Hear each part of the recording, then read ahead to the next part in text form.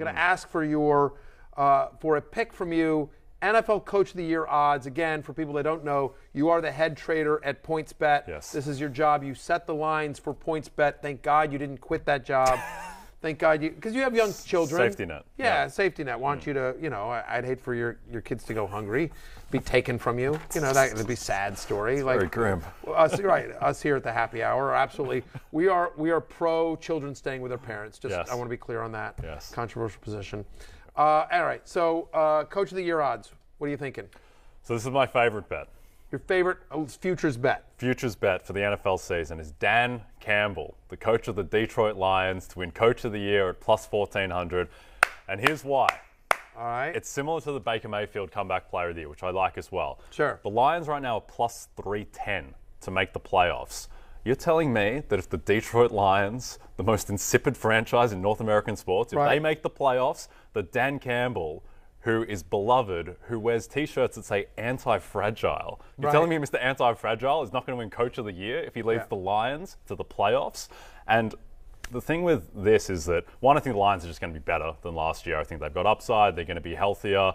The offensive line is fine. And when you keep Jared Goff clean, he's fine. And so I think that there is definitely scope for them to make significant improvement. And the thing with this award is that if you look at the previous winners, guys like Kevin Stefanski, it was Mike Vrabel last year, it was Matt Nagy, much to the chagrin now of Chicago Bears fans, Sean McVay, and their quarterbacks were, Jared Goff, Mitch Trubisky, Ryan Tannehill, Baker Mayfield.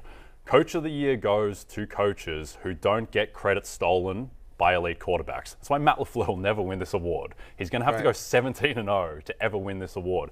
Jared Goff steals no credit from Dan Campbell. So if the Lions do well, Campbell will get the credit. If he takes them to the playoffs, I think he's like a 50-50 chance to win the award.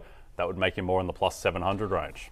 Look, they absolutely love him in Detroit. I don't know if you saw, there was a video going around on Twitter where the guy had to sing Billie Jean, right?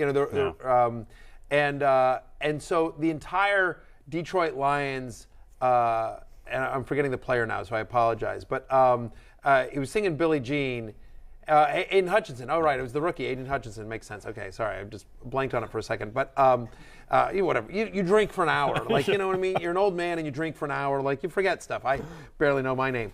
Anyway, Aiden Hutchinson sings Billie Jean, and the entire Detroit Lions team starts clapping along, getting into it. And what I took from that, Jay, other than it was like a fun video and everything like that, Dan Campbell has that team so tight. Like, they have all bought in. Yep. Like, we can joke about biting kneecaps and everything like that, but that is a team, like, it is hard to turn around a franchise that has had that much losing, and they are all bought in. Yep. And so the concern is, can they make the playoffs, because it's a tough division. Yep.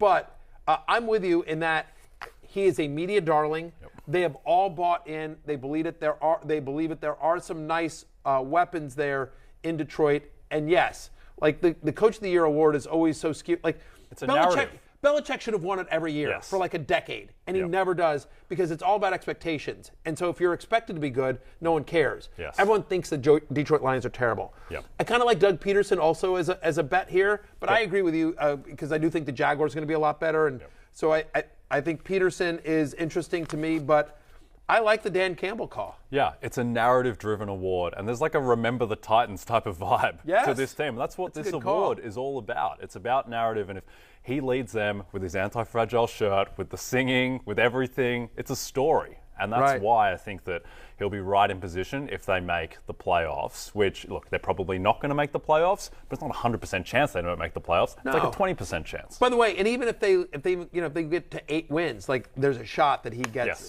the award. Again, at plus 1,400, you like the bet. Hi, I'm Mike Tirico, and thanks for watching.